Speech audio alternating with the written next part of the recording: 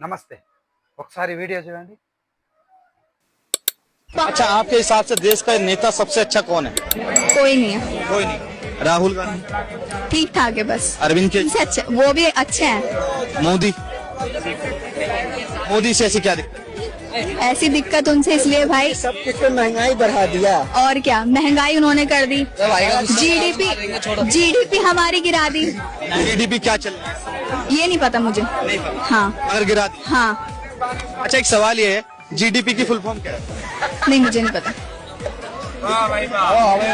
अगर गिर गई है, हाँ, पहले क्या थी पहले भी नहीं पता।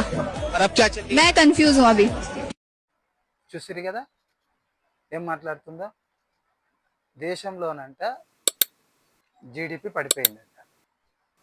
మీరు ఒకసారి గణాంకాలలోకి వెళ్తే మోడీ గారు ప్రైమ్ మినిస్టర్ కాకముందు 2014 కంటే ముందు జీడిపి ఎంత ఉంది, ఇవాళ మోడీ గారు 12 సంవత్సరాలు సుదీర్ఘ ప్రయాణంలో మరి మన దేశ జీడిపి ఎంత ఉంది, ఒకసారి మనం గణాంకాలతో ఎక్కడికో వెళ్ళొద్దండి, జస్ట్ మనం గూగుల్లోనే చూద్దాము.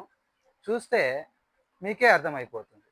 ఒకసారి చూడండి, 2014లో మనకు జీడిపి ఎంత ఉంది, మరి ఇప్పుడు ప్రజెంట్ ఎంత ఉంది అనేది ఒకసారి మనం చూద్దాము.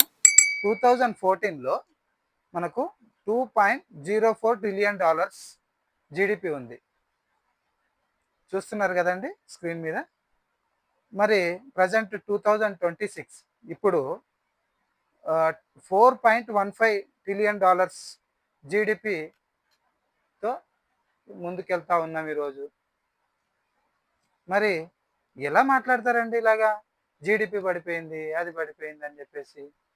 ఏదో కుహనా మేధావులు వాళ్ళు చేసేటటువంటి ఈ గ్లోబల్ ప్రచారానికి వీళ్ళంతా కూడా నమ్ముతా ఉన్నారు ఈరోజు.